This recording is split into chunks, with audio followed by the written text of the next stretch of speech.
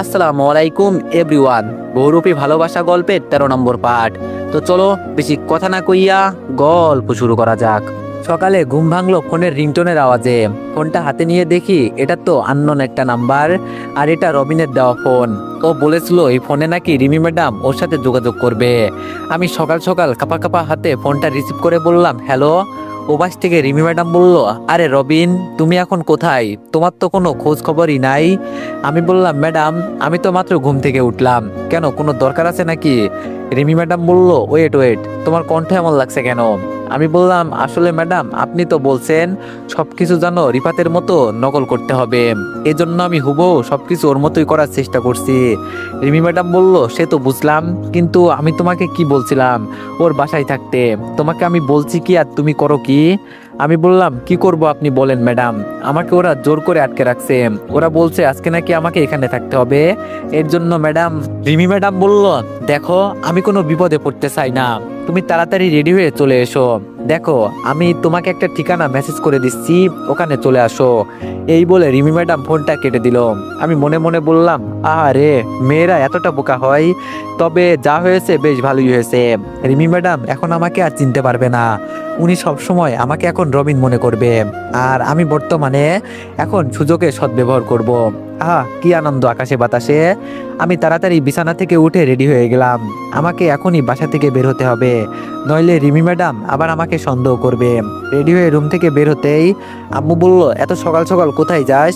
আমি শুধু বললাম, কোথায় আর যাব আম্মু, চাকরি আছে যেহেতু সেটা তো করতেই হবে। আম্মু বলল, বাবা আমি বলছিলাম কি, আমি কি আজকে রিমিদের বাসায় যাব?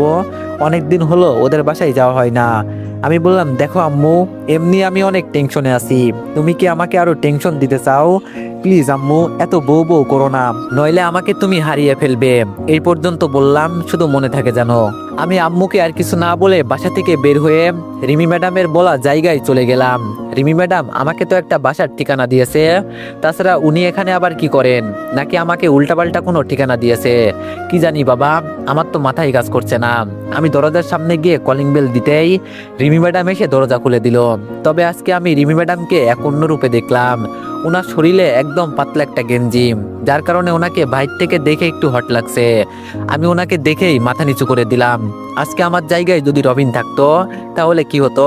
এক প্রকার যেন এখন আমার রিমি ম্যাডামের উপর রাগ হলো।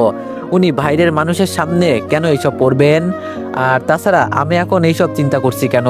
যে আমাকে গুলি করতে পারে, সে আর যাই হোক, তার জন্য আমার মনের ভিতরে কোনো মায়া থাকতে পারে না। আমি দরজার সামনে দাঁড়িয়ে আছি দেখে রিমি ম্যাডাম বলল, যাও এখন রেডি হয়ে নাও, কিছুক্ষণ পর তোমার দুলাভাই আসবে, ওনার সাথে আমাকে দেখা করতে হবে, তাড়াতাড়ি যাও। মনে মনে বললাম, এই দুলাভাইটা আবার কে? নাকি ওই ডাক্তার? ডাক্তার শালা হলে ওরে আমি খাইছি। শালার কত বড় কলিজা! আমি বলার পরেও রিমির পিছন পড়ে আছে। আমি আজকে থেকে রিমিকে এমনভাবে আঘাত দিব যেন ও প্রতিটা মুহূর্তের কষ্ট বুঝতে পারে এবং সেটা অনুমান করতে পারে। ও আমাকে তো চেনে নাই। রিমি বলল, কি হলো রবিন, আমি তোমাকে কি বললাম? আর আমি বলছি না আমার সামনে থাকলে তুমি নিজের চেহারায় আসবে, সব সময় এমন হয়ে থাকা লাগবে না। আমি বললাম, আসলে ম্যাডাম হয়েছে কি, রিফাতের আম্মু আমাকে সন্দেহ করে না, কিন্তু ওর বোন একটু চালাক আছে। ওর বোন হয়তো আমার উপর নজর রাখতে পারে, এজন্য ম্যাডাম। রিমি বলল, আচ্ছা ঠিক আছে বুঝলাম, তোমাকে আর কিছু বলতে হবে না, এখন যাও, ভিতরে কাপড় রাখা আছে, পরে রেডি হয়ে নাও। আমি বললাম, ম্যাডাম ডিউটি করতে হবে না? রিমি বলল, কিসের ডিউটি? হ্যাঁ, তোমার কি মনে নেই যে তুমি আজকে থেকে সবসময় আমার বডিগার্ড হয়ে কাজ করবে? এটা উপর থেকে আদেশ এসেছে। তবে তোমার কাজ একটাই, রিফাতের মায়ের কাছে আমাকে খারাপ বানিয়ে তুমি তোমার চাকরিতে আবার জয়েন করবে। তার আগ পর্যন্ত তুমি আমার বডিগার্ড, বুঝলে? আমি মাথা ঝাঁকিয়ে বললাম, ম্যাডাম বুঝেছি, আপনাকে বলতে হবে না। আমি রিমি ম্যাডামের বলা রুমে চলে গেলাম, কাপড় চেঞ্জ করে আবার রুম থেকে বের হলাম। রুম থেকে বের হয়ে দেখি রিমি ম্যাডাম শাড়ি পরে সেজে গুজে বের হয়েছে। ইস, আজকে রিমি ম্যাডামকে কতটাই না সুন্দর লাগছে। কিন্তু আফসোসের বিষয় হলো উনি আমার জন্য সাজে নাই, উনি অন্য কারোর জন্য নিজের রূপ পরিবর্তন করেছে। এটা দেখে আমার খুব খারাপ লাগলো। আমি মাথা নিচু করে দরজা দিয়ে বের হয়ে বাইরে গিয়ে গাড়ির দরজা খুলে দিলাম। রিমি ম্যাডাম ভিতরে বসতেই আমি ড্রাইভিং করতে লাগলাম। রিমি ম্যাডাম পিছন থেকে বলল, তুমি যত তাড়াতাড়ি তোমার কাজ শেষ করতে পারবে তত তাড়াতাড়ি আমি আমার বয়ফ্রেন্ডকে বিয়ে করতে পারবো। আমি বললাম, ম্যাডাম আমি আপনাকে একটা কথা বলবো, কিছু মনে করবেন না তো আবার? রিমি বলল, বলো। আমি হালকা একটু মন খারাপ করে বললাম, জানেন ম্যাডাম, রিফাত আমার বন্ধু ছিল, ওকে যে আমি টাকার কারণে মারবো এটা ভাবতেই পারি নাই। ও আপনাকে খুব ভালোবাসে। তবে আপনার বিয়ের দিন আপনার বেস্ট ফ্রেন্ডকে কিডন্যাপ করা হয়েছিল, যাতে ও আপনার হাজবেন্ডের নামে মিথ্যা কথা বলতে পারে। এই ধরনের মিথ্যা অপবাদ, মানে ওকে যেভাবে খারাপ করা লাগে, আমি এই কথাগুলো কোনো একভাবে জানতে পেরেছি। তবে আপনি কাজটা ভালো করেন নাই ম্যাডাম। আমি শুনেছি মেয়েদের প্রথম বিয়ে ভেঙে গেলে তার জীবনে অশান্তি লেগে যায়। এখন তো বুঝলেন না, কয়েকদিন পর ঠিকই বুঝবেন। রিমি ম্যাডাম আমাকে ধমক দিয়ে বলল, তোমাকে আমি বলছি এত কথা বলতে, আমি বলছি না আমার সামনে তুমি ওর নামও নিবে না। এখন সবকিছু শেষ হয়ে গেছে, আমি আর কিছু বললাম না। এখন এই মেয়েকে আমি যাই কিছু বলি না কেন, ও বুঝবে না। রিমি ম্যাডাম আমাকে একটা রেস্টুরেন্টের সামনে এসে গাড়ি থামাতে বলল। উনি গাড়ি থেকে নেমে বলল, তুমি আমার সাথে আসো, তবে আমার থেকে দূরে থাকবে, যেন আমার উপর নজর রাখতে পারো, ঠিক আছে? আমি বললাম, জি ম্যাডাম, আমি বুঝে গেছি, আপনাকে কিছু বলতে হবে না। আমি ভিতরে গিয়ে একটু আড়ালে গিয়ে দাঁড়ালাম। দেখি রিমি ম্যাডাম আবার কার সাথে কথা বলার জন্য এখানে আসছে। রিমি ম্যাডাম গিয়ে একটা টেবিলে বসলো। কিছুক্ষণ পর একটা ছেলে চলে আসলো। আরে এটা তো কেউ না, এটা হলো ডাক্তার সাহেব, যাকে আমি গুলি করেছিলাম। ওর ভাগ্য ভালো ছিল আমি ওকে মারি নাই। ইস, আমি কি ভুলটাই না করলাম ওকে না মেরে। আমি একটা ওয়েটারকে ডেকে বললাম, এই ছেলে এখানে আসো। ছেলেটা আমার কাছে এসে বলল, স্যার বলেন, আপনার কি লাগবে? আমি ছেলেটার হাতে একটা 1000 টাকার নোট দিয়ে রিমির বয়ফ্রেন্ডকে দেখিয়ে বললাম, ওকে খাবারের সাথে পেট খারাপের ওষুধ দিতে হবে, আর ও যেন কিছুক্ষণের ভিতরে এখানেই দৌড়াদৌড়ি করে। যদি তুমি সফলভাবে কাজ করতে পারো তাহলে তোমাকে আরো 1000 টাকার বকশিস দিব। ছেলেটা হাসি দিয়ে বলল, স্যার আপনি শুধু দেখতে থাকেন, আমি ওর কি অবস্থাটাই না করি। এই কথা বলে ছেলেটা চলে গেল। কিছুক্ষণ পর ছেলেটা খাবার নিয়ে ওদের টেবিলের দিকে যেতে লাগলো। মনে মনে বললাম, তাহলে আজকে কাজ হবে বলে মনে হচ্ছে আমার। রিমির বয়ফ্রেন্ড রিমির সাথে কথা বলছে আর খাবার খাচ্ছে। মনে মনে বললাম, শালা খা খা, আরো বেশি করে খা, তুই খেলেই তো খেলা জমবে। হঠাৎ করে রিমির বয়ফ্রেন্ড দাঁড়িয়ে বলল, বাবু তুমি একটু বসো, আমি একটু ওয়াশরুম থেকে আসছি। আমি আবার একটা মুচকে হাসি দিয়ে বললাম, এই তো এখন কাজ হয়েছে।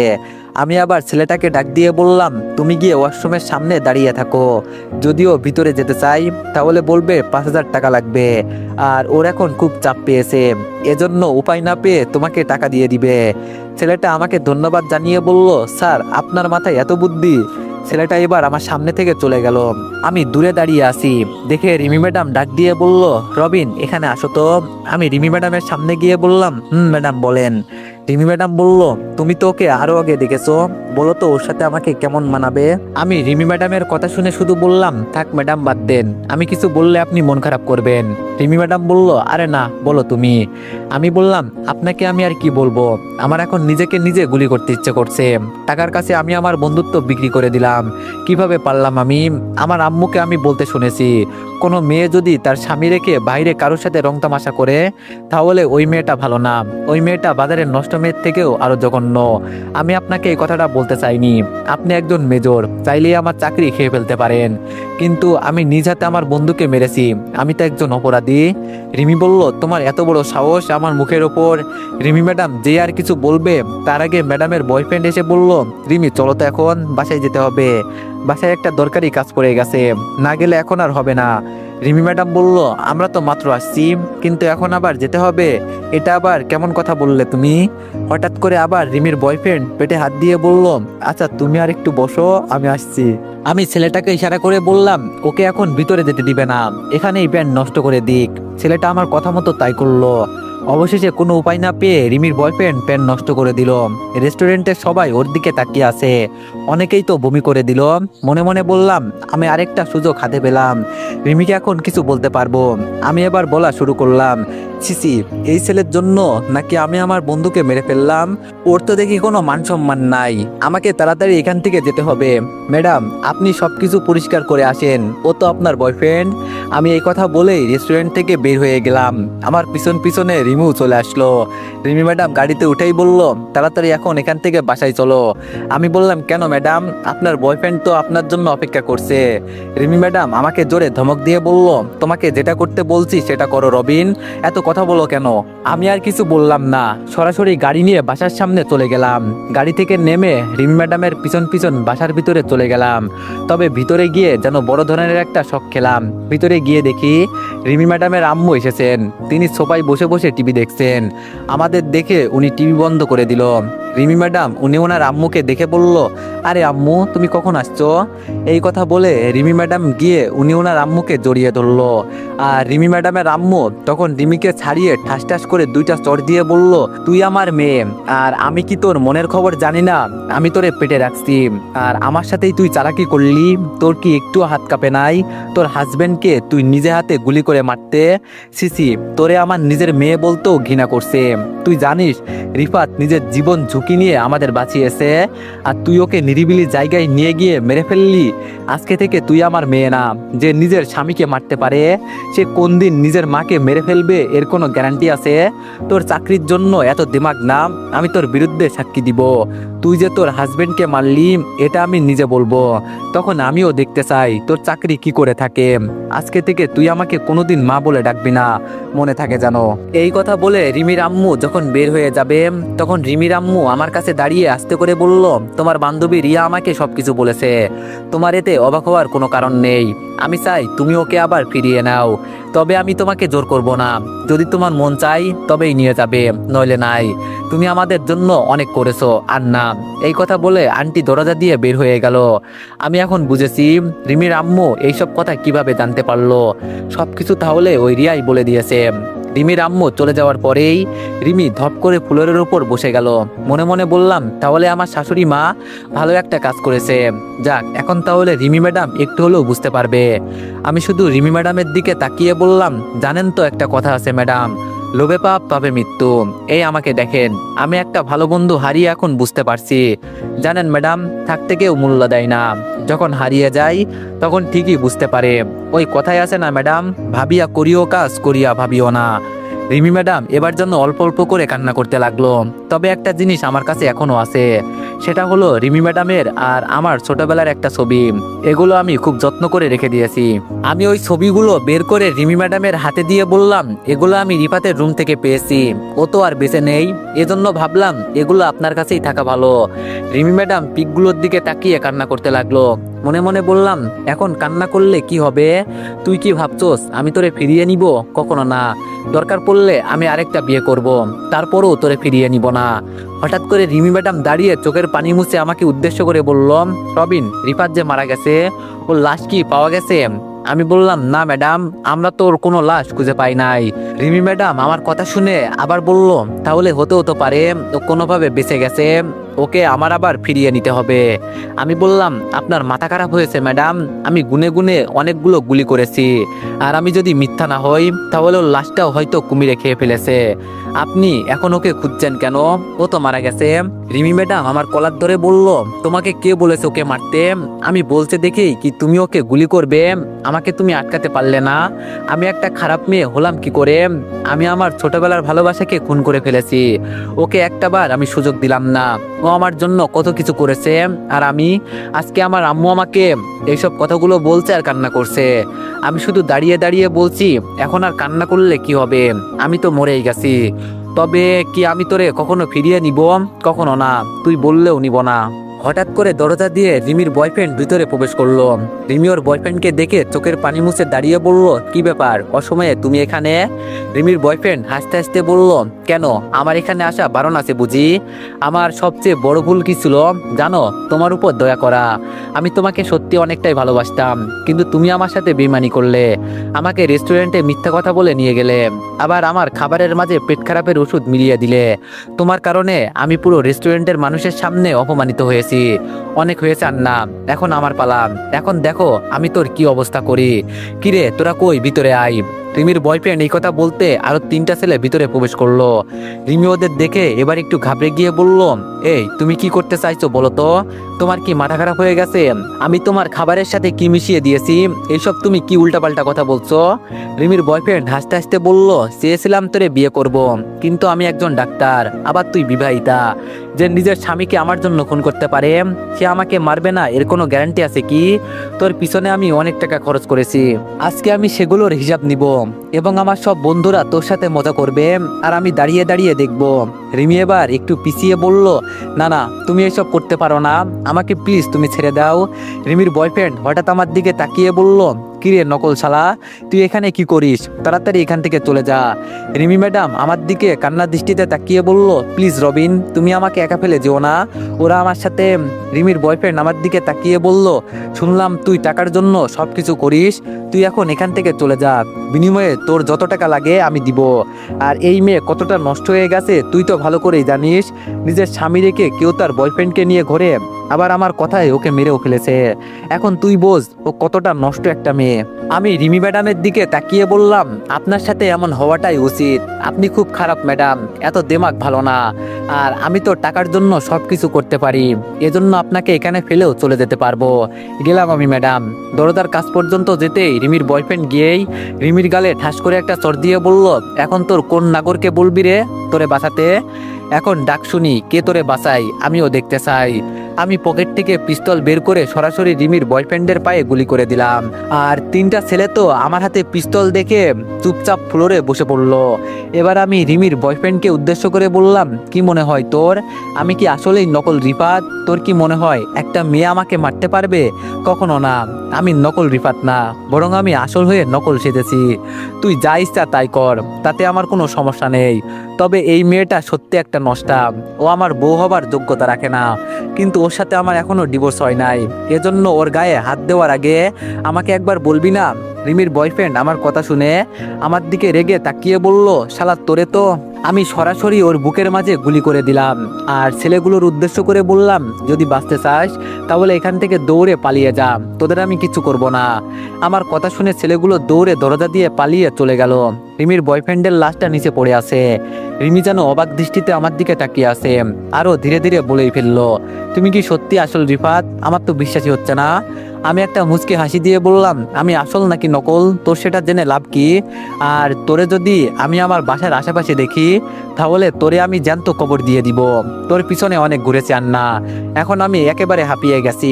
যে জিনিসটা হবে না তার আশা করে লাভ আছে? আমি আর কিছু না বলে দরজা দিয়ে বের হয়ে গেলাম। পিছন থেকে রিমি দৌড়ে এসে আমাকে বলল, রিফাত একবার আমার কথাটা শোনো প্লিজ। আমি পিছনে তাকিয়ে সামনে রিমির বয়ফ্রেন্ডের শরীরে আবার গুলি করে বললাম, সাবধান, আমাকে ছোঁয়ার চেষ্টা করবি না। তুই একটা বাজে মেয়ে, তোরে তো বাজারের নষ্টা পাড়ায় মানাই, হালির বাচ্চা হালি।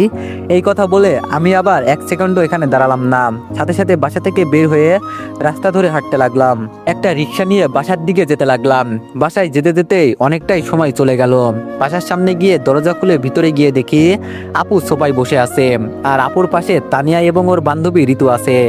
আমি ওদের এখানে দেখে একটু অবাক হই নাই, তবে আমার শরীরের রাগটা এখনো কমে নাই। পিছনে যে পিস্তল রেখেছি এটা খুব ভালো করেই দেখা যাচ্ছে। আপু আমার দিকে তাকিয়ে বলল, তোর পিছনে এটা কি? আমি পিছন থেকে পিস্তল বের করে বললাম, এটা একটা পিস্তল, কিছুক্ষণ আগে একজনকে জায়গা মতো বসিয়ে আসছি। কেন, তুই কি কিছু বলবি? আপু যে কিছু বলবে তার আগে রিয়া ভিতরে এসে বলল, কিরে রিফাত, তুই আবার কখন এলি? আমি বললাম, এই তো কিছুক্ষণ হলো। কেন, কিছু বলবি? রিয়া হাসি দিয়ে বলল, তোর সাথে কিছু কথা ছিল, একটু এখানে আয় তো। আমি বললাম, না সমস্যা নেই, তুই এখানেই বল। রিয়া বলল, কিন্তু তোর তো সমস্যা হবে এখানে বললে। আমি বললাম, কিছু হবে না, তুই বল, আমি শুনছি। রিয়া আমার দিকে তাকিয়ে বলল, একটা ছেলে আমার বান্ধবীকে প্রতিদিন রাস্তায় বিরক্ত করে, কিছু একটা করতে হবে, কিন্তু কি করব আমি বুঝতে পারছি না। আমি রিয়ার সামনে গিয়ে ওর হাতে পিস্তল দিয়ে বললাম, আগে ওকে তুই বুঝিয়ে বল, আর তোর কথা যদি বুঝতে সমস্যা হয় তাহলে গুলি করে মেরে ফেল, পরে কি হয় না হয় আমি দেখে নিব। তুই এখন যা, আমার মাথায় এমনি অনেক গরম আছে। রিয়া আচ্ছা বলে বলল, ঋতুর খবর কি? রিয়াকে ধমক দিয়ে বললাম, তুই এখন এখান থেকে যা বলছি, আমার মাথা কিন্তু খুব গরম আছে। রিয়া আর কিছু না বলে চলে গেল। এবার আমি আপুর পাশে বসে বললাম, কি বলতে চেয়েছিলি বল, আমি শুনছি। আপু আমার দিকে তাকিয়ে ভয়ে ভয়ে বলল, না মানে।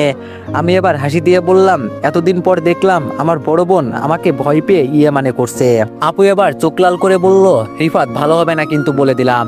আমি বললাম, আচ্ছা ঠিক আছে, তুই বল কি বলবি, আমি শুনছি।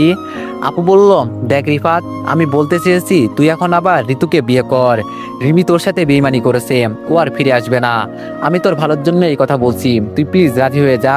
দেখ, তোর বিয়ের পরেও ও তোরে বিয়ে করতে রাজি হয়েছে, এখন তুই প্লিজ রাজি হয়ে যা। ঋতুর দিকে তাকিয়ে দেখি ও মাথা নিচু করে নিচের দিকে তাকিয়ে আছে, তবে আমার মনের ভিতরে কেমন যেন একটা জেদ বসে গেল। এজন্য আমি আপুর দিকে তাকিয়ে বললাম, তুই বিয়ের সবকিছু রেডি কর, আমি আগামী 3 দিনের ভিতরে আবার বিয়ে করব। পিছন থেকে আম্মু এসে বলল, এই তোর মাথা খারাপ হয়ে গেছে, কি সব কথা বলছিস তুই? তোর তো বিয়ে করা বউ আছে। আমি আম্মুর দিকে তাকিয়ে বললাম, তুমি কাকে বউ বলছো? তুমি কি এটা জানো না তোমার বৌমা আমাকে মারতে নিয়েছিল, আর ও নিজ হাতেও আমাকে গুলি করেছে। ভাগ্য ভালো ছিল যে বেঁচে ফিরে আসছি, আবার ওকে তুমি বউ বলছো? তোমার মাথা খারাপ হয়ে গেছে আম্মু? আম্মু আমার দিকে তাকিয়ে বলল, তুই এসব কি বলছিস? আমি বলে আম্মুর দিকে তাকিয়ে মন খারাপ করে বললাম, জানো আম্মু, ছোট থেকে আমি এই মেয়েকে অনেক পছন্দ করতাম। আমি চেয়েছিলাম ওকে বিয়ে করে সুন্দর একটা সংসার করব, কিন্তু ও আমার সাথে বেইমানি করেছে আম্মু। জানো আম্মু, ওর বয়ফ্রেন্ড ছিল, আর আমি ওর পথের কাটা ছিলাম, এই জন্য ও আমাকে মারতে নিয়েছিল। ভাগ্য ভালো ছিল যে পালিয়ে গিয়েছি, এজন্য বেঁচে গেছি। এখন ও আমার মন থেকে উঠে গেছে, ওকে আমার আর ভালো লাগে না আম্মু। আমি চাই না ওকে। তুমি বোঝো না কেন? আম্মু আমার মাথায় হাত দিয়ে বলল, এইসব কথা তুই আমাকে আরো আগে বলিস নাই কেন? আমি ওর আম্মুকে সবকিছু বলতাম। আমি বললাম, না না আম্মু, তোমাকে কিছু বলতে হবে না, তবে আমার একটা কথা শুনে রাখো, এই মেয়ে যদি এই বাসায় আসে তাহলে আমাকে হারাবে। আমি তোমাদের ছেড়ে চলে যাব। ওকে এখন আমি ঘৃণা করি, ও নষ্ট একটা মেয়ে। সবাই চুপ করে আমার কথা শুনছিল, তবে কথার মাঝে আপু শুধু বলল, তাহলে তুই এখন কি করতে চাস? দেখ, মনের বিরুদ্ধে কিছুই হয় না, যা কিছু হয় সবকিছু নিজের ইচ্ছা মতে। এজন্য আমি বলি কি, তুই আগে চিন্তা করে আমাকে এর উত্তর জানা। আমি আপুর কথা শুনে কিছুক্ষণ চুপ থেকে বসেছিলাম, তবে খানিকক্ষণ পরেই বললাম, জানিস আপু, তুই আগের থেকে অনেক পরিবর্তন হয়ে গেছোস। এখন তুই নিজের ছাত্র নিয়ে চিন্তা ভাবনা করিস। তো এভরিওয়ান, নেক্সট পার্টের জন্য সবাই একটু বেশি বেশি লাইক আর কমেন্ট করে দিও। ধন্যবাদ।